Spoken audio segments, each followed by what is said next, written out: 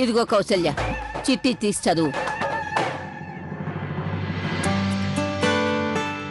గుండెల్లో సవ్వడిలా చప్పుడు చేసేది, దీంట్లోనే ఉంది జవాబు. గుండెల్లో సవ్వడిలా చప్పుడు చేసేది, దీంట్లోనే ఉంది జవాబు. తాతమ్మ గారు, వీళ్ళకి తాజ్మహల్ వెతకడానికి ఎంత సమయం ఇస్తున్నారు? ఎంత టైం అయితేనే వెతకనివ్వండి. అలా వద్దు, మా స్కూల్లో పరీక్ష పెడితే 15 నిమిషాలు అది పూర్తి చేయడానికి టైం ఇస్తారు. ముని చుప్. అరే మీరింకెక్కడే నిల్చుని ఏం చేస్తున్నారు? వెళ్ళండి, వెళ్ళి తాజ్మహల్ ని వెతకండి. కేవలం 15 నిమిషాలే. 15 minutes. నాన్నమ్మగారు 15 నిమిషాలంటే చాలా తక్కువ సమయం. ఇంకా 14 నిమిషాలే మిగిలిన్నాయి. నానమ్మ, ఇది మరీ అన్యాయం. నువ్వు అందరి తరపున అడుగుతున్నావు కాబట్టి సరే, ఇంకా మొదలు పెట్టండి. అమ్మా, ఏదైనా క్లూ ఇవ్వండి ప్లీజ్. లేదు లేదు, అందరికీ ఒకటే రూలు. ఇదొకటి మాత్రం అర్థం చేసుకోండి, అందరూ కలిసి నడవాలి, దాన్ని దాటి వేరే ఎవరు వెళ్ళలేరు. తనతో కలిసి నడవాలి, దాన్ని దాటి వేరెవరు వెళ్ళలేరు. నాకు తెలిసింది. ఏంటండి ఏంటి? అదే అమ్మగారిని దాటి ఎవరు ముందుకు వెళ్ళలేరా? మీరంతా ఇంకా ఇక్కడ నిల్చున్నారా? మీకు సమయం చాలా తక్కువ ఉంది. గడియారపు ముళ్ళు చాలా వేగంగా తిరుగుతుంది, త్వరగా వెళ్ళండి.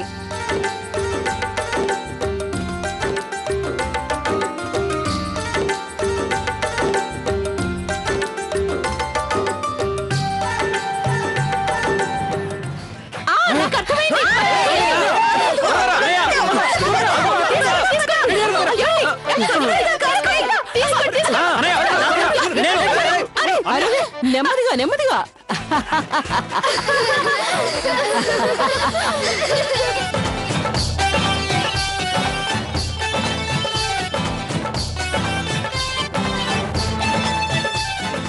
చూస్తున్నారా పిల్లలు, మీ అమ్మా నాన్నలు ఎంత గొడవ చేస్తున్నారో. మా మమ్మీయే గెలుస్తుంది. కాదు, మా మమ్మీ గెలుస్తుంది.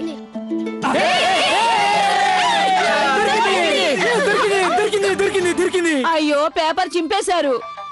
చూద్దాం. ఎందుకు ఇలా చేశారు మీరు? నేను తీసాక నెమ్మదిగా చదివేవాడిని కదా. పెద్దనయ్య, మేము చదవాలనే. దర్శనం? ఈ దర్శనం ఏంటి? ఈ పని ఏంటిది చెయ్యాలా? ఉదయాన్నే సాయంత్రం ఒక పని చేద్దాం, ఈ ముక్కలన్నీ కలుపుదాం. కానీ ఒక షరతు, జవాబు దొరికాక బహుమతి అందరికీ పంచాలి, సరేనా? అవును, లవ్లీ కరెక్ట్ గా చెప్పింది. అదే మంచిది, త్వరగా కానివ్వు.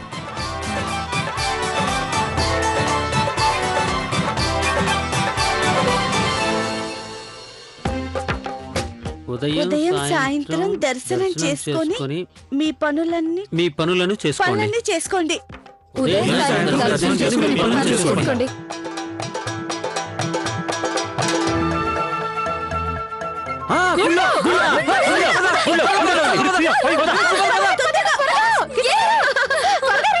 గౌరేక, మీ చీర జారిపోయింది.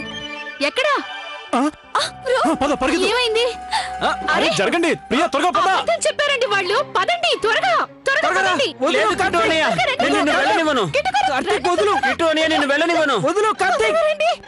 రండి కిట్టు గారు. అయ్యో, తాజ్మహల్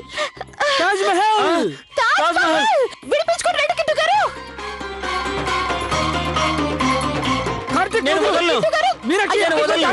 కార్తీక్ ని విడిపించుకోండి, రండి.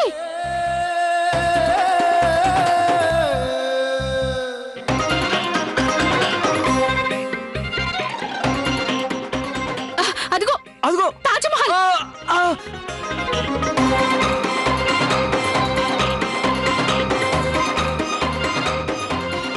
కార్తీక్,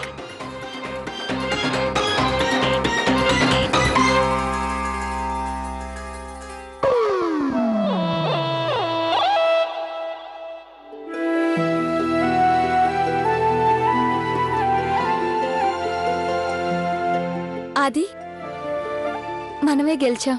ఎస్ ప్రియా, మనమే గెలిచాం. మేం గెలిచాం. వచ్చేసింది. మీనాక్షిదేవి, నీ జెండా కట్టేసి మనల్ని ఓడించాడా? ఏ కార్తీక్, నువ్వు మమ్మల్ని మోసం చేస్తావు.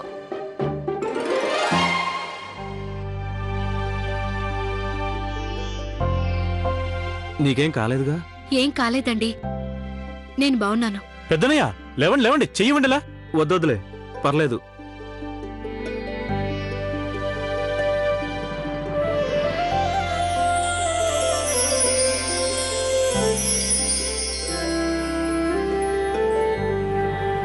పద ప్రియా. లవ్లీ, నువ్వెందుకు ఇలా చేసావు? నేను వెళ్ళి తాజ్మహల్ తీసుకునేవాడు కదా వాళ్ళందరికంటే ముందు. నువ్వు చూడలేదా ప్రియాక్క మొహంలో సంతోషం? అందుకే నిన్ను ఆపాను.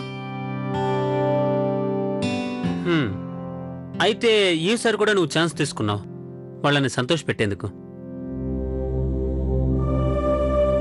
నువ్వు మళ్ళీ ఒకసారి ఓడిపోయి గెలిచావు. అలాగే నేను ఓడిపోయి పోగొట్టుకున్నాను నా హృదయాన్ని. పద. పద.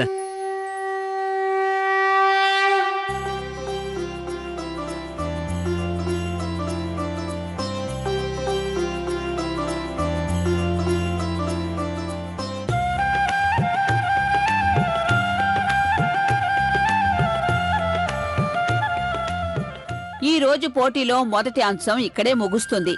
ఈనాటి విజేత ఎవరంటే చెప్పమంటారా? ఆది ప్రియల జంట.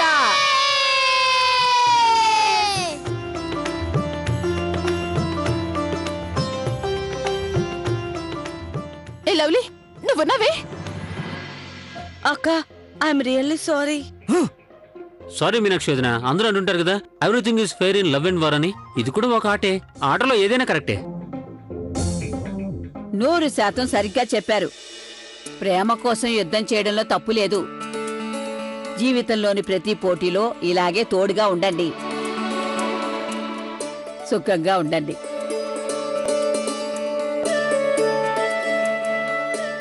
ఆది, ప్రియని నీ నుంచి ఎన్నడూ దూరంగా ఉంచుకో. తను ఎల్లప్పుడూ నీకు తోడుగా ఉంటే జీవితంలో ఎన్నటికీ నీకు ఓటమే ఉండదు. అలాగే అమ్మా.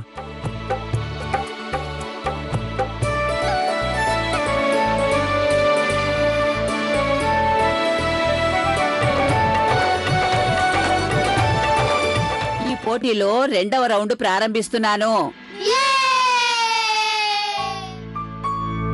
ఏమండి నానమ్మ గారు, ఇప్పుడు మేము ఈ 2వ రౌండ్ లో ఏం చేయాలండి? బాబు, ఇది మీ కొత్త తరం ఆటే. నేను మీ అందరికీ సినిమా పేరు చెప్తాను. దాన్ని మీలో ఒకరు నోటి మాటలతో చెప్పకుండా సైగలతో చేసి చూపించాలి. ఏ జంటైతే సరైన జవాబు చెప్తారో ఆ జంటే గెలుస్తుంది. ఇది మాకు బాగా తెలుసు. కాని బామ్మగారు, ఈ ఆట గురించి మీకు కూడా బాగా తెలుసా? నువ్వేమనుకుంటున్నావు, నేను ముసల్దాన్నానా? అయ్యో కాదు కదా నానమ్మ, మీరు లవ్లీ కన్నా ఎంగే. చాలే ఊరుకో.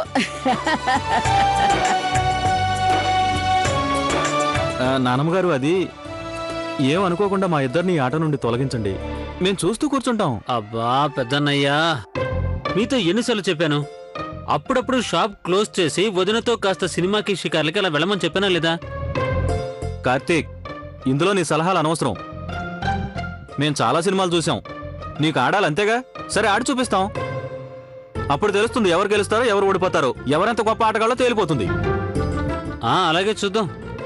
శభాష్, ఇలా ఉండాలి పోటీ. కౌసల్య, ఇప్పుడు పిల్లలు ఆడాల్సిన రౌండ్ గురించి నువ్వే చెప్పు.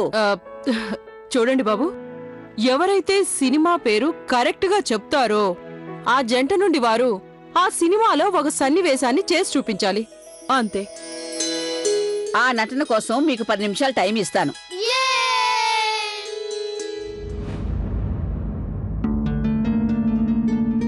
అన్ను, నువ్వెందుకలా పరధ్యానంగా ఉన్నావు? నీకేదైనా కావాలా? ఇక్కడ మా మమ్మీ డాడీ ఉంటే బాగుండనిపిస్తుంది. వాళ్ళిద్దరూ నాకు బాగా గుర్తొస్తున్నారు.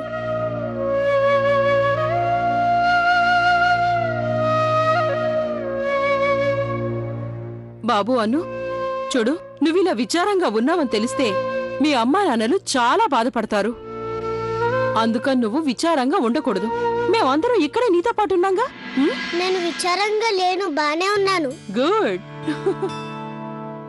అమ్మాయి గౌరీ, ఇక పోటీ మొదలు పెడదాం. ముందుకురా.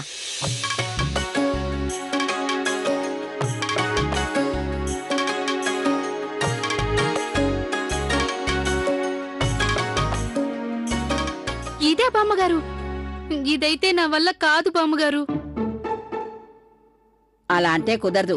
ఆటలో అందరూ సమానమే. అక్క చేయగలరు, ప్రయత్నించి చూడండి.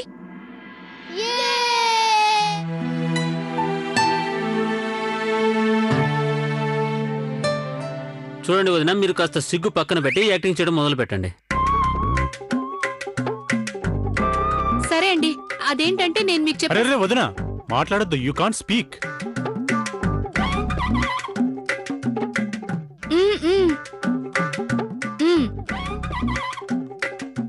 రెండు నాన్నగారు రెండు. రెండు అనేది సినిమా పేరు కాదు. తొందరపడి జవాబు చెప్పకు.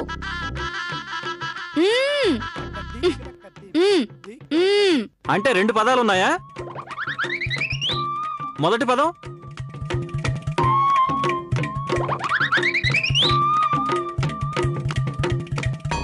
దాహం వేస్తుందే. ఊరుక. ఎగురుతారా?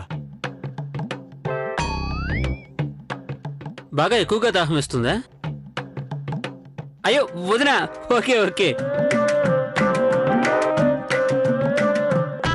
కృష్ణ. కృష్ణ కంటే ముందు శ్రీ శ్రీ.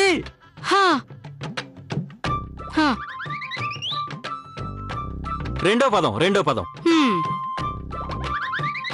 4 రెండున్నాయి. 0 4 2 శ్రీ 420. బ్రహ్మాండం. ఇక ఇప్పుడు మీ ఇద్దరు కూడా సినిమాలోని ఒక సన్నివేశాన్ని చేసి చూపించాలి. చేయండి.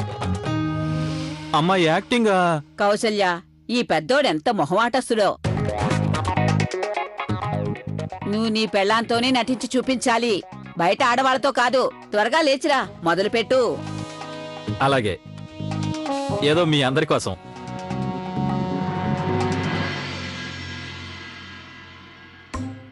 కార్తీక్, మనకిచ్చే ప్రశ్న హాట్ గా ఉంటే నువ్వు అర్థం చేసుకుంటావు కదా. కార్తీక్, నువ్వెందుకలా ఆలోచిస్తున్నావు? ఒక పని చేద్దాం, మనం ఒక కోడ్ లాంగ్వేజ్ తయారు చేసుకుందాం. అవసరం లేదు లవ్లీ, నువ్వు చాలా పెద్ద పెద్ద నాటకాలు వేశావు. నాకు నీ యాక్టింగ్ మీద పూర్తి నమ్మకం ఉంది. పర్వాలేదు, చెయ్యి.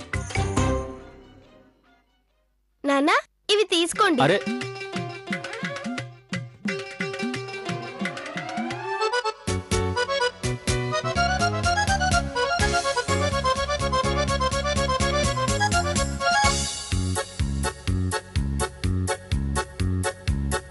ఏం చేద్దామండి?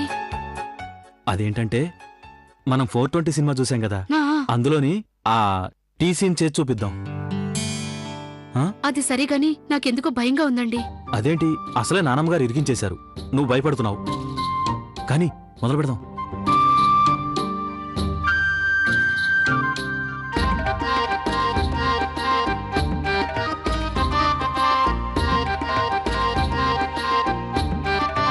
ఇదేంటండి ఇలా పట్టుకున్నారు? ఏంటి? అందరూ చూస్తున్నారు. అరే, యాక్టింగ్ చేస్తున్నాను, ఇంకేం చేస్తున్నాను? అలాగే.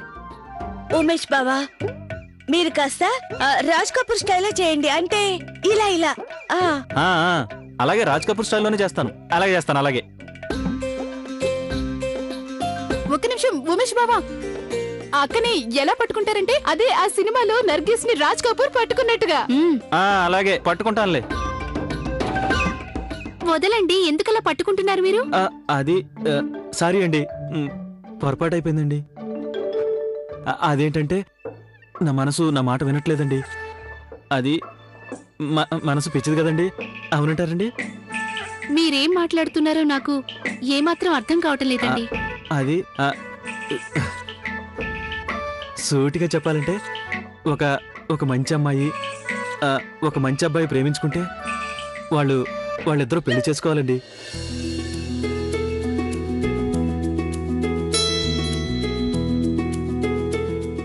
కానీ మన పెళ్ళి ఎలా చేసుకుందామండి? పెళ్ళైతే వెంటనే పిల్లలు పుడతారు కదా, పిల్లల్ని పెంచి పోషించాలి, పిల్లలు పెద్దవాళ్ళు అవుతారు కదండి. ఒక ఒంటరి మగాడు ఇంత భారాన్ని ఎలా మోయగలడండి? ఒంటరిగా మొయ్యలేకపోవచ్చు, కానీ జంటగా ఉంటే అదేం కష్టం కాదండి. అయితే మీరు పెళ్లికి ఒప్పుకున్నారా? అంటే దీని అర్థం మీరు కూడా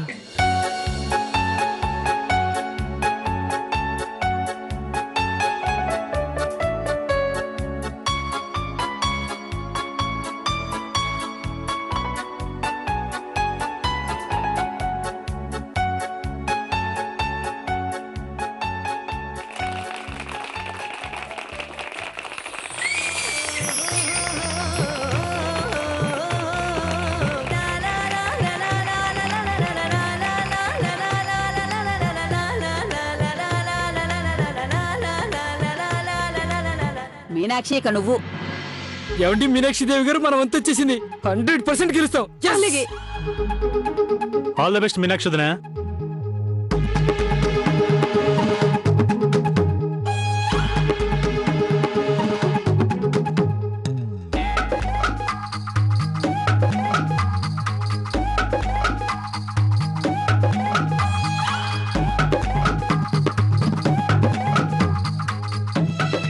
అత్తయ్య గారు, మీరు మాకు చాలా కష్టమైన పేరు ఇచ్చారండి.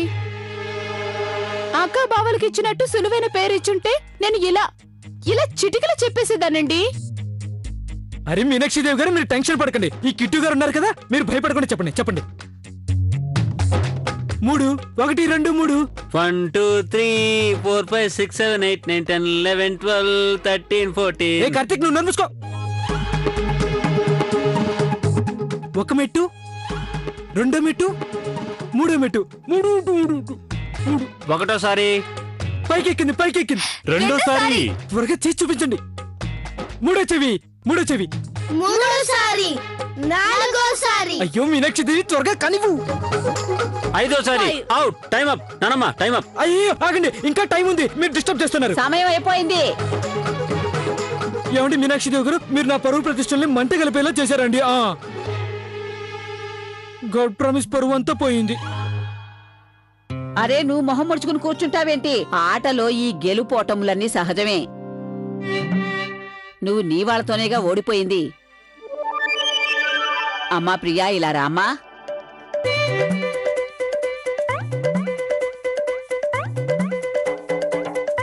మా నెంబర్ చివరికి వస్తుంది. సినిమా పేరుని మా అత్తయ్య గారే చెప్తారు. ఖచ్చితంగా అందరికన్నా కష్టమైన పేరే ఇస్తారు. ఇది చాలా సింపుల్. చాలాసార్లు తేలిక విషయాలు కూడా మగాళ్ళకి అర్థం కావు. సరే చూద్దాం, నీ మొగుడు ఎంత తెలివైనవాడో. అది ఎలాగో మీరు చూస్తారుగా.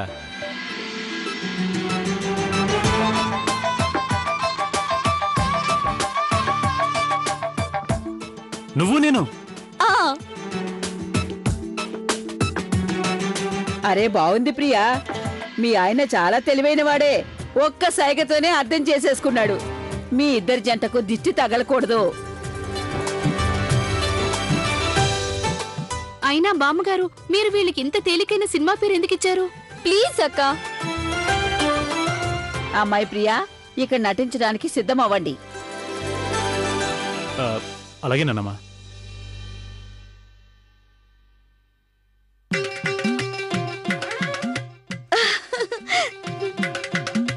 వెళ్ళక తప్పదంటారా? నేను నిన్ను పొందాలంటే వెళ్ళక తప్పనప్పుడు వెళ్ళి తీరాల్సిందే. వారే వా, దేవానంద్ స్టైల్. ఇది నా షరతు కాదు, నాన్నగారి షరతు. నేను నిన్ను ప్రేమిస్తున్నాను. నీతో కలిసి బతకాలనుకుంటున్నాను, ఏ స్థితిలో అయినా. నేను నిన్ను ప్రేమిస్తున్నాను, అలాగే నేను సంతోషంగా చూడాలనుకుంటున్నాను. అందుకని ఎంత డబ్బు సంపాదించాలనుకుంటున్నానంటే అది చూసి మీ నాన్న ఆనందంగా నీ చేతిని నా చేతిలో పెట్టాలి. ఆహా, చాలా బాగా చెప్పావు అది అన్నయ్య. అది సాధించాలంటే నాకు నీ తోడు తప్పకుండా కావాలి. మరి నువ్వు నాకు తోడుగా ఉంటావా? జీవితాంతం దూరంగా ఉన్నప్పటికీ.